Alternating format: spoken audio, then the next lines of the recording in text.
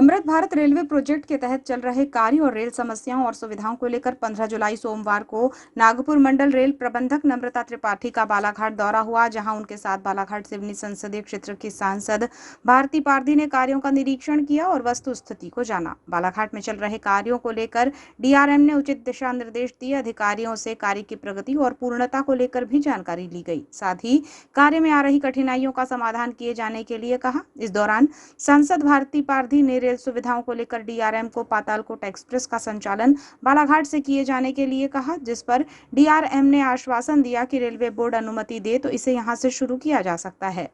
मंडल rail प्रबंधक का बालाघाट दौरा कई मायनों में अहम था, क्योंकि गतिशक्ति प्रोजेक्ट के तहत केंद्र सरकार द्वारा रेलवे में बुनियादी कार्य किए जा रहे हैं। बालाघाट में अमृत भारत योजना के तहत रेलवे स्टेशन का कायाकल्प हो रहा है, जबकि रेलवे अंडरब्रिज और ओवरब्रिज निर्माण कार्य भी चल रहे हैं। इसी का जायजा लेने के लिए डीआरएम बालाघाट पहुंची थी, जहां उन्होंने रेलवे स्टेशन में निरीक्षण करते हुए कार्यों को देखा, साथ ही स्टेशन के बाहर निर्माण कार्य की प्रगति को लेकर इंजीनियर से जानकारी हासिल की। इस दौरान उनके साथ रेलवे के तकनीकी फील्ड के अधिकारी और सांसद भारती पारधी, रेलवे सलाहकार समिति के सदस्य भी मौजूद रहे। निर्माण कार्यों को लेकर डीआरएम नम्रता त्रिपाठी ने बताया कि गोंदिया में रेलवे के जो कार्य चल रहे हैं वो अंतिम चरण में है, जो जल्द ही पूर्ण हो जाएंगे, जिसके बाद काफी हद तक ट्रेनों से संबंधित समस्याएं दूर होंगी। बीते समय काफी ट्रेनों को कैंसिल किया गया था, लेकिन 1 माह से स्थिति में सुधार आया है और ट्रेनें समय पर चलने लगी हैं। उन्होंने बताया कि अपने प्रवास के दौरान कटंगी और बालाघाट में यात्रियों से भी चर्चा की है। आने वाले समय में हम रेलवे के टाइमिंग को लेकर और सुधार देखेंगे। मानसून की वजह से निर्माण कार्य प्रभावित हुआ है, जिसके बाद अक्टूबर से इसमें गति आएगी। बरौनी एक्सप्रेस को बालाघाट के रास्ते चलाने के सवाल पर उन्होंने कहा कि रेलवे बोर्ड को यह निर्णय लेना है। पूरा जोर शोर से हो रहा था, लेकिन अभी मॉनसून के चलते थोड़ा स्थगित हुआ है, लेकिन अक्टूबर तक हम उसको बिल्कुल complete. Ma'am train priority work है और ये मॉनसून के चलते ही बस रुका हुआ है, क्योंकि अभी हम नहीं कर सकते हैं। एलएचएस का वर्क है, नहीं हो सकता, बट जैसे ही कंप्लीट होगा मॉनसून, ये काम भी कंप्लीट। मैम बालाघाट रेलवे की सुविधा में पिछड़ा नज़र आता है। यहाँ की जो ट्रेनें हैं 2-2, 3-3 घंटे हमको गोंदिया पहुँचने में लग जाते हैं। एक प्रातः 6:45 पर ट्रेन चलती थी, जो 7:30 पौने 8 बजे गोंदिया पहुँच जाती थी, उसको भी बंद कर दिया गया।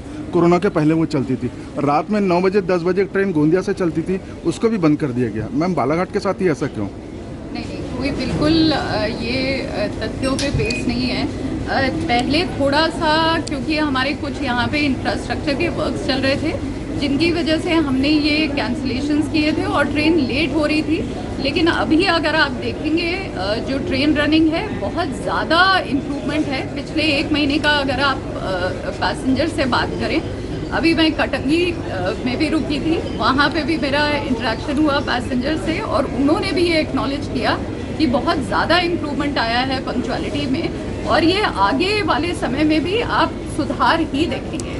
ये जो डिसीजंस हैं ये रेलवे बोर्ड लेवल पे होते हैं, ये हमारे क्षेत्राधिकार में नहीं आते हैं। तो जो भी ऊपर से निर्देश आएगा उसी के हिसाब से हम ट्रेन चलाएंगे। उन्नयन के काम का कब तक के पूरा होने की उम्मीद है?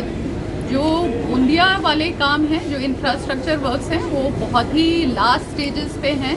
तो 3rd लाइन का काम भी अक्टूबर नवंबर तक कंप्लीट होने की उम्मीद है। और जो आरओआर रेल ओवर रेल जो फ्लाईओवर है, जिससे कि मेजर यहाँ का जो गोंदिया का बॉटलनेक है वो इम्प्रूव होगा, वो करीबन दिसंबर जनवरी तक कंप्लीट हो जाएगा। निरीक्षण के दौरान सांसद भारती पारधी ने डीआरएम के समक्ष रेल सुविधाओं को लेकर कई तरह की बातें रखी, जिसमें उन्होंने कहा कि बालाघाट जिले की मांग है कि रेल कनेक्टिविटी बेहतर हो, जिसमें नागपुर, रायपुर, जबलपुर के लिए रेल सेवा आसानी से उपलब्ध हो सके।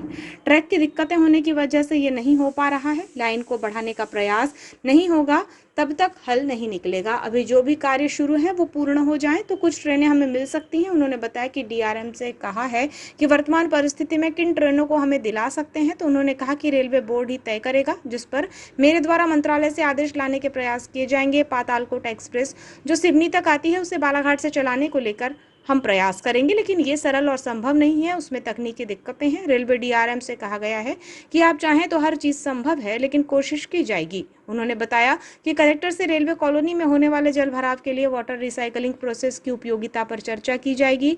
किसी भी समस्या का समाधान तुरंत नहीं होता है, जरूरी है कि हम प्रयास करते रहें तो सफलता जरूर मिलेगी।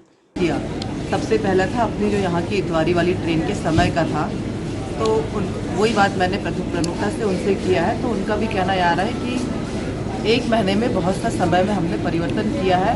उसका कारण भी मुझे उन्होंने बताया है। पहले सही में 2-2, 3-3 घंटे वो लेट होती थी ट्रेनें, लेकिन अभी थोड़ा सा है, लेकिन अभी भी पूरा सुधार उसमें नहीं आया है। वो ट्रेन लेट है, उसके कारण भी उन्होंने मुझे बताया है। 2-3 बातों पे उनसे हुआ, जैसे हमारे ज़िले की रिक्वायरमेंट है कि हमको कनेक्टिविटी का प्रॉब्लम है, और हमको चाहे वो रायपुर वाली ट्रेनें हो, चाहे इधर से जबलपुर से दिल्ली तरफ जाने वाली जो ट्रेनें हैं, तो प्रमुख रूप से जो परेशानी है वो सिर्फ एक परेशानी है, वो है हमारे यहाँ लाइन बढ़ने के लिए। जब तक हम लाइन नहीं बढ़ेगी, सारी बातों को हम काल्पनिक और ये केवल बातों में ही कर सकेंगे, और उस पर कार्य चालू भी है।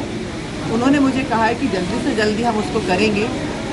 मैंने उनसे कहा है कि जैसे हमको आप इन परिस्थितियों में कौन सी ट्रेन आप हमको दिला सकते हो जो हम बड़े जगह, तो एक जो यहाँ पर पातालकोट सिवनी आती है, सबसे मतलब अभी यदि अगर मैं मंत्रालय में वो जाके बोलूँ और यदि अगर बात करूँ तो केवल इस ट्रेन को भी हम बालाघाट लाके यात्रियों को लाभ दिला सकते हैं, जो शायद दिल्ली जाती है। जो पातालकोट की भर एक बात हुई है, उसके लिए भी वो इनके हाथ में, इन्होंने कहा है हमको जो यदि अगर मंत्रालय से आदेश होगा तो हम पॉजिटिव वो करेंगे और प्रयास करेंगे। वो भी इतना सरल और संभव नहीं है, क्योंकि वो ट्रेन आएगी, आके उसको 5 मिनट स्टॉप करके लौट जाना नहीं होगा, उसको घूमने में 45 से 40 मिनट लगेगा, घूम के दोबारा जाने में। तो वो टाइमिंग का इशू आगे आएगा, तो उसको वो कैसे बैलेंस करते हैं। मैंने तो उन्हें यही कहा है कि यदि अगर आप चाहो तो हर चीज़ संभव है। तो एक वो ट्रेन का भी हम पहले करने का प्रयास करेंगे। एकदम हो जाएगी इसकी गारंटी नहीं, लेकिन प्रयास पूरा रहेगा। दूसरी जो हमारी एक बात है, जो यह रेलवे का जो नाला है, जो हनुमान चौक का पानी आता है, और वो पानी इतना अटकता है कि वो रेलवे कॉलोनियों में भी भरता है। तो उसके लिए ये था कि पहले उस दिन परसों भी जब मैं आई थी तो हमने यही उनसे कहा था कि इसको अपन अभी सफाई करके, क्योंकि बारिश में तो हम काम कर नहीं सकते, वो बॉक्स वाला पुलिया बना के उसका निकासी करेंगे, ऐसा था, लेकिन वो भी अभी नहीं कर सकते। लेकिन अभी त्वरित के लिए तो हम सफाई करके वो करेंगे, आगे भविष्य में उसको हम ब्लॉक। लेकिन जो सजेशन आ रहे हैं उसका यह है कि हम कलेक्टर साहब से बात करेंगे, वाटर रिसाइकिल करके जो पानी को डंप करके, उस पानी को जो डंप होता है उसका उपयोग कर सकते हैं। तो मैडम का भी कहना यह है कि हम आज की व्यवस्था को ना सोचें, आगे 10 सालों की व्यवस्था को सोच के वो पानी को हम कैसे उपयोग कर सकते हैं। तो इन सब बातों पे विस्तृत चर्चा हुई है। हर समस्या का समाधान तुरंत नहीं निकलेगा, लेकिन निश्चित तौर पर हम भिड़े रहेंगे। तो